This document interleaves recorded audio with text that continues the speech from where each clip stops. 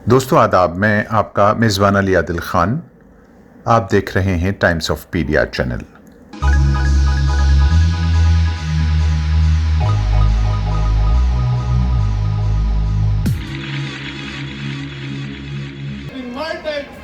दोस्तों, staff selection commission general duty भर्ती 2018 में जो अनियमितताएं हुई थी उन पर हाई कोर्ट ने सरकार से जवाब मांगा है और नौजवानों ने वर्दी या अर्थी मांगी है। आज हम आपको यूथ इंडिया की ख़ास परेशानी से अवगत कराएंगे और ये वर्दी और अर्थी का क्या मामला और मसला है, इस पर तफसील से बात करेंगे। आप आखिर तक इस वीडियो को देखिएगा, आपको लगेगा कि वाकई देश के अंदर नौजवानों के साथ किस तरह की खिलवाड़ हो रही है। दोस्तों, दरअसल इस संबंध में पूरा प्रकरण समझना इसलिए ज़रूरी है क्योंकि नौजवान नस्ल से भारत का भविष्य जुड़ा हुआ होता है। हमारा विकास इसी से वाबस्ता है। इसी कारण प्रधानमंत्री भी देश को यंग इंडिया के नाम से ही बड़े फखरिया पुकारते हैं और पुकारना भी चाहिए। जाहिर है उसकी वजह हमारा यूथ है। दुनिया में सबसे ज़्यादा यूथ भारत में बसता है। इसका गौरव हमें भी फील करके देखना चाहिए।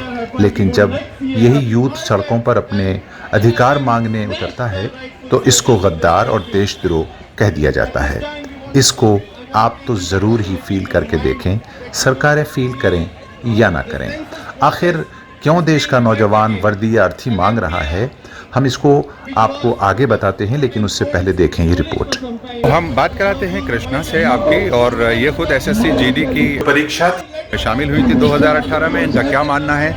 कृष्णा आपका नाम है और आप एसएससी जीडी 2018 में जो परीक्षा थी पैरामिलिट्री के लिए, उसके लिए आप यहाँ धरना कर रहे हैं। आप कहते हैं कि जो भर्तियाँ की गई थी उसमें कुछ घोटाला है, कुछ कमज़ोरियाँ हैं, वो क्या हैं आप ज़रा बताइए। उसके लिए मैं बता दूँ, जैसे कि अभी तक जो हमारे 2011 से एसएससी कंडक्ट करा रही है एग्ज़ाम पैरामिलिट्री फोर्सेस के, उसमें आज तक के रिकॉर्ड में कभी 4 बार तो मेरिट नहीं लगी। पहली बार ऐसा हुआ 2018 में 4 बार मेरिट हुई। दूसरा, कोई भी अगर आर्मी की जो पोस्ट होती है पैरामिलिट्री वाली, मेरे हिसाब से 6 मंथ में क्लियर होनी चाहिए। 4 साल का लंबा इतना टाइम जिससे बच्चे हो गए ओवरेज। कोरोना काल की बात करें, आपने हर एक स्टूडेंट को प्रमोट किया है। ग्रेजुएशन लगा लो, 10th लगा लो, 12th लगा लो। जिनका मेडिकल क्लियर हो गया 1 से 1.5 नंबर मेरिट बढ़ती है। अपने यूपी की बात कराओ, कम से कम 8 से 10 नंबर बढ़ गए यूपी में स्पेशल। एज जनरल कैटेगरी से 23 होती है, बंदे ओवरेज बैठे हैं यहाँ। उसका जवाब कौन देगा? कब से बैठे हैं आप लोग यहाँ? हमें पिछले 14 फरवरी 10 महीने हो गए दिल्ली की सड़कों पर, लेकिन हमें परमिशन नहीं थी तब से। अभी हमें 15वां दिन है आज यहाँ 15वां दिन है जंतर मंतर पे। अच्छा, कोई आपसे बात करने के लिए सरकार के प्रतिनिधि आए? अभी तक कोई नहीं आया। आपने कोई वहाँ डेलीगेशन भेजा उनके पास? सारी चीज़ें मेमोरेंडम हर जगह दिया हुआ, हर किसी की रिसीविंग है। एसएससी के चेयरमैन को कल ही हम लोगों ने एक लेटर भेजा था कि जल्दी से जल्दी आए, लेकिन वहाँ से भी कोई रिप्लाई नहीं। अच्छा, इसके बाद आप क्या करेंगे अगर वो नहीं आते तो? जब तक नहीं आएंगे, हमारी नहीं सुनेंगे, हम नहीं रहेंगे, क्या करेंगे। Thank you. 2018 से दिल्ली की सड़कों पर भटक रहा है यूथ इंडिया, मगर यूथ इंडिया के नाम पर सीना चौड़ा करने वाले नेता और सरकार इनकी क्यों नहीं सुन रहे? 2 करोड़ बेरोजगारों को हर वर्ष रोजगार देने का चुनावी वादा अगर वादा था तो निभाया क्यों नहीं गया? और अगर सिर्फ जुमला था तो ये यंग इंडिया और भारत माता के साथ बड़ा धोखा रहा। इसी तरह के नौजवानों का एक और प्रदर्शन जंतर मंतर पर देखने को मिला, जो आसाम से आए सैकड़ों नौजवानों ने आयोजित किया था, जो अपने दुख और दर्द लेकर प्रधान सेवक के दर पर हाजिर हुए थे और मेमोरेंडम देकर शायद लौट गए थे। और इसी तरह के मेमोरेंडम्स सरकार को रोजाना दर्जनों की तादाद में मिलते होंगे। मिला करें, क्या फर्क पड़ता है? सरकारों पर जाहिर है विशाल भारत में ये सब चलता ही है।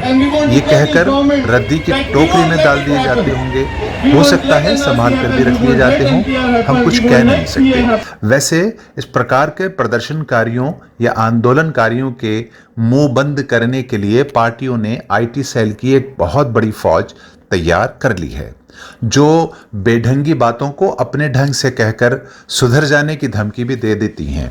वो सभी हक मांगने वालों और सरकार से सवाल करने वालों के साथ जिस तरह की बेहूदगी करती है, यानी वो फौज जो जग जाहिर है इन भावी अर्धसैनिकों को भी देशद्रोही कहकर गद्दार बता देने का ढंग शायद ये फौज जानती होगी जो आईटी सेल की है। भारत की सीमाओं की रक्षा करने की उम्मीद पर जीने वाले एसएससी जीडी के परीक्षार्थी वर्दी नहीं तो अर्थी 2 के नारे के साथ दिल्ली की सड़कों पर रातें गुजार रहे हैं। लेकिन ये सब आखिर कब तक? एक और रिपोर्ट देखें, फिर हम आगे की कहानी आपको पूरी बताते हैं जो बहुत इंटरेस्टिंग है। जब किसी परीक्षा में स्टूडेंट्स अपनी परीक्षा को पास कर लेता है तो उसके बाद फिर उसकी ये आशा होती है कि मुझे एक डिग्री मिलेगी, एक सर्टिफिकेट मिलेगा और उस सर्टिफिकेट के बाद उसको एक नौकरी मिलेगी, नौकरी के बाद पैसा, और फिर वो अपनी ज़रूरतों को पूरी कर सकेगा। लेकिन जब कुछ लोगों को या कुछ स्टूडेंट्स को अपनी परीक्षाएं पास कर लेने के बाद ना तो सर्टिफिकेट हाथ आता हो और ना ही किसी किस्म की कोई डिग्री और ना नौकरी, और 3 साल इस पूरे प्रोग्राम को गुजर जाएं या इस सानहे को गुजर जाएं, तो उसके बाद उनका गुस्सा उबलना जाहिर है।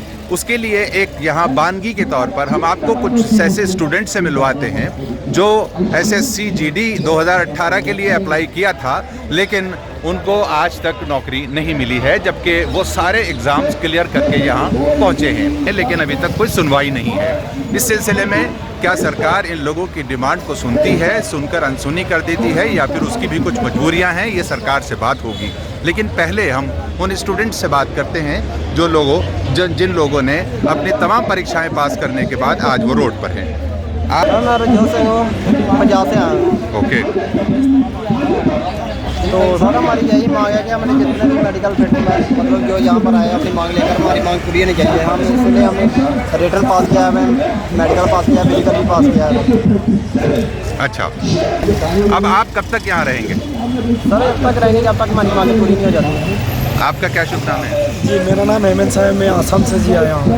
हम लोग का मुद्दा ये एसएससी जीडी 2018 की जो भर्ती प्रक्रिया की इन्होंने आधे रख ली, आधे को छोड़ दिए।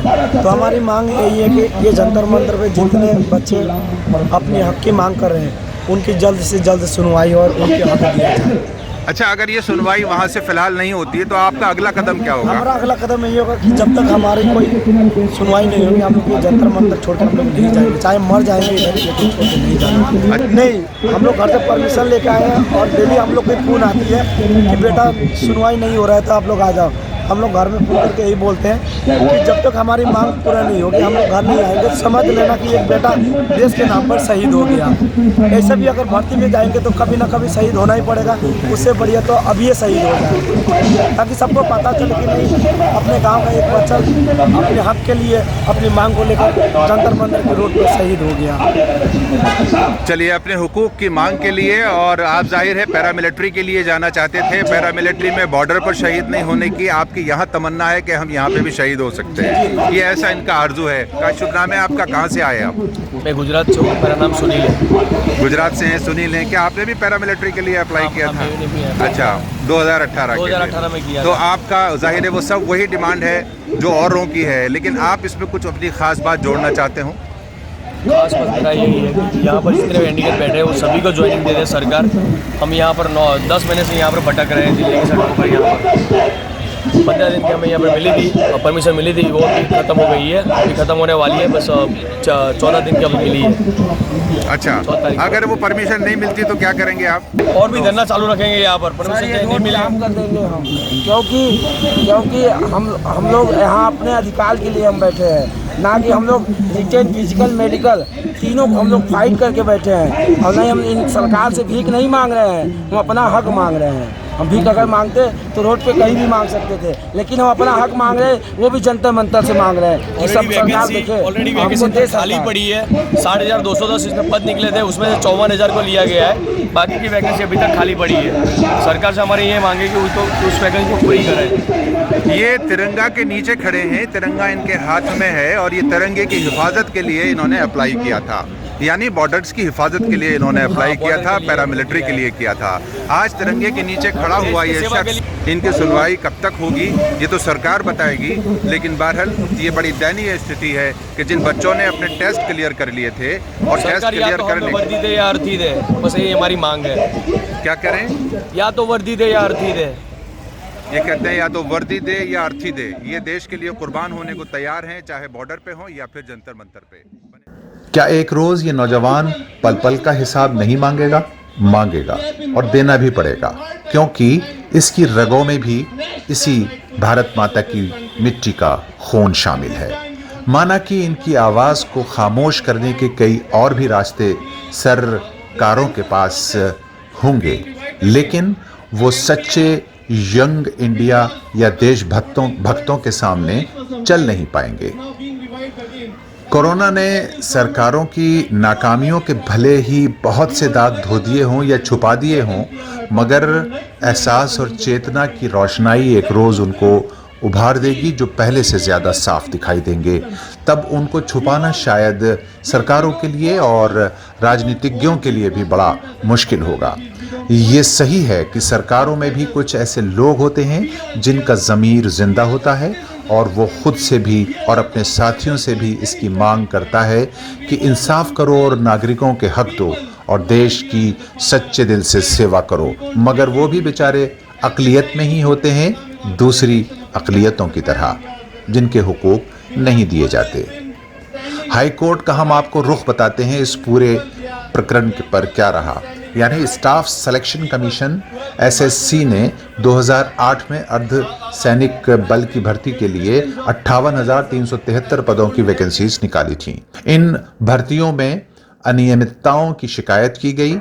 उस भर्ती में अब भी 4,000 पद खाली हैं। इलाहाबाद हाई कोर्ट ने केंद्रीय कर्मचारी चयन आयोग यानी एसएससी की 2018 की अर्ध सैनिक बलों की भर्ती में खाली पदों को भरने की मांग पर दाखिल याचिका में केंद्र सरकार से 4 सप्ताह में जवाब मांगा है। कोर्ट ने याचिका में विपक्षी बनाए गए सेलेक्टेड कैंडिडेट्स को भी नोटिस जारी किया है। कोर्ट ने याचिका पर अगली सुनवाई के लिए 17 दिसंबर तक का जवाब देने के लिए कहा है। ये आदेश न्यायमूर्ति सरल श्रीवास्तव ने बद्रीनाथ निषाद व 11 दूसरे लोगों की याचिका पर सुनवाई करते हुए दिया।